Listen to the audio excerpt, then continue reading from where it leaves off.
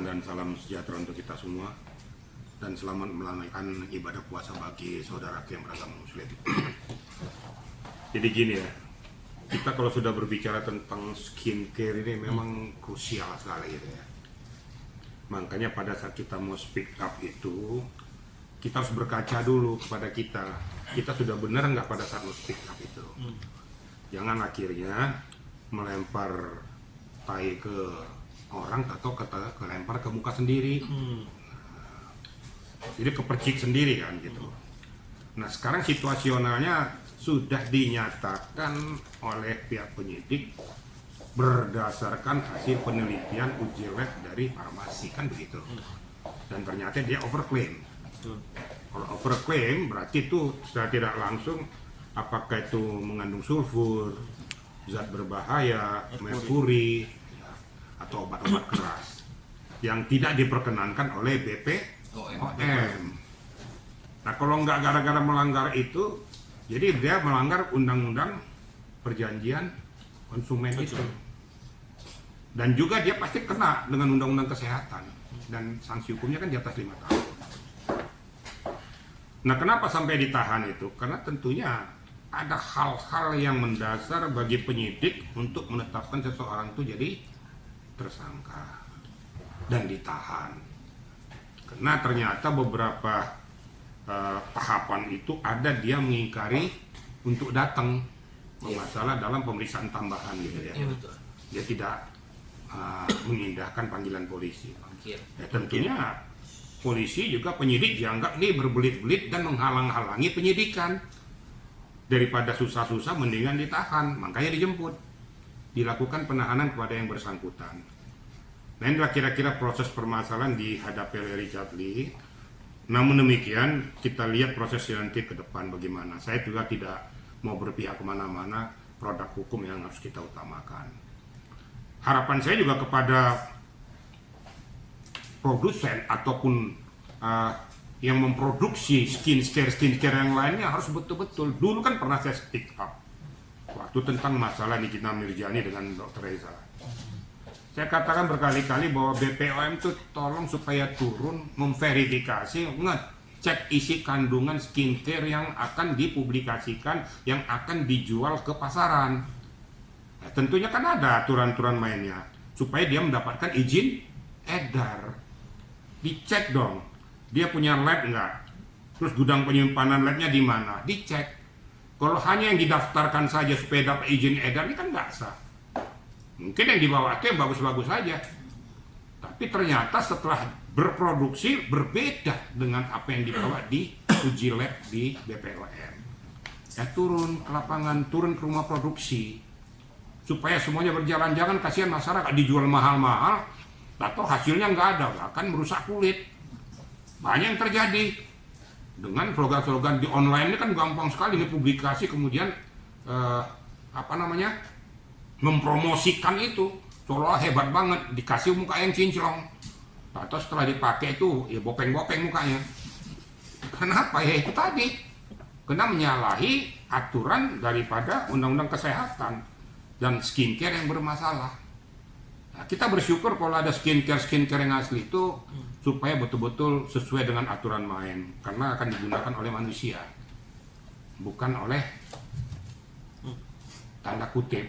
Masa saya sebutkan lagi kan nggak mungkin. Nah, digunakan oleh manusia untuk kecantikan atau untuk membuat kebugaran bagi tubuh. Ini yang perlu untuk diteliti, bekerja sama antara Kementerian Kesehatan, BPOM, kemudian juga bekerja sama dengan para produsen-produsen tersebut. Itu kira-kira rekan-rekannya. Irjen, mungkin dari dokter sendiri pernah mengatakan Richard Lee harus mengembalikan semua uang masyarakat yang pernah ditipu gitu kan, baru dokter akan berhenti.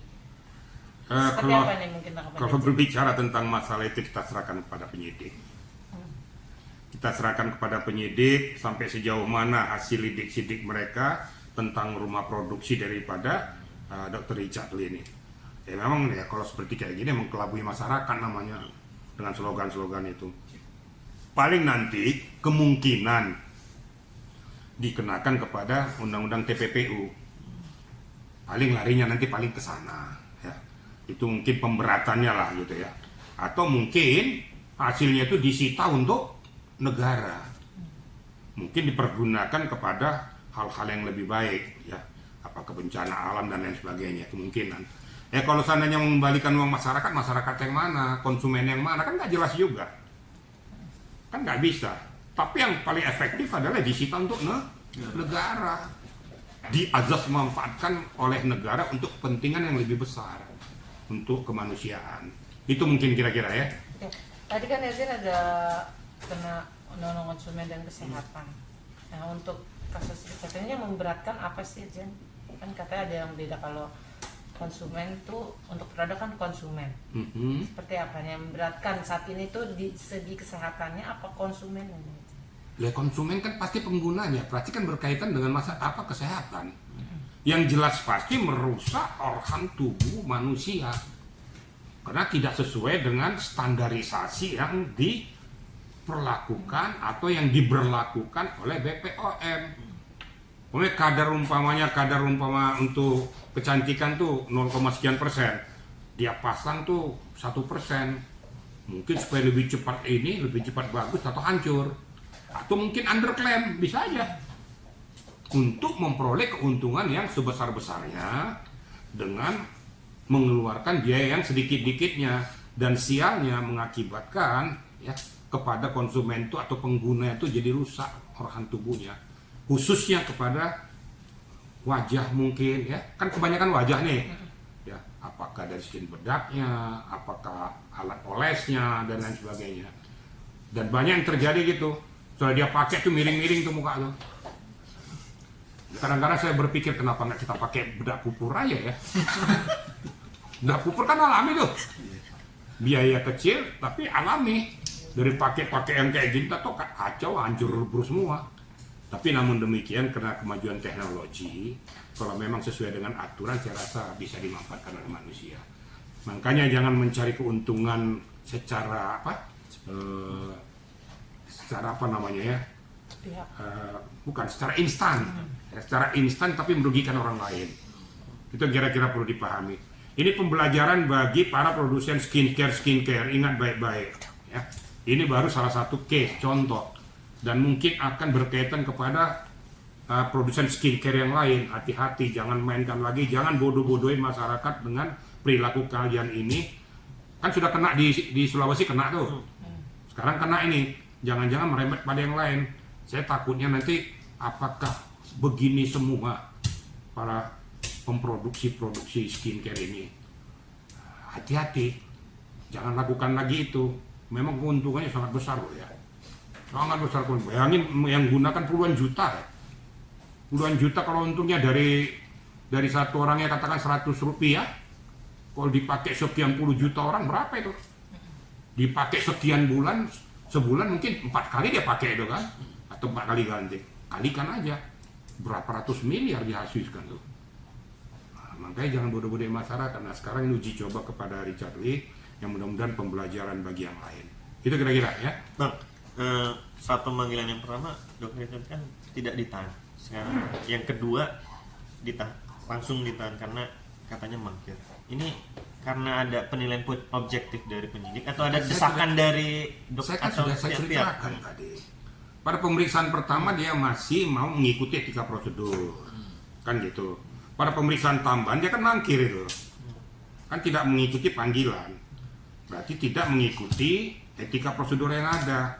Tentu penilaian penyidik kan ada subjektif, ada objektif. Daripada mempersulit penyidikan, ya, daripada menghalangi penyidikan yang dilakukan upaya itu untuk lebih cepat, singkat, jelas, terukur. Gitu kira-kira, ya. Oke?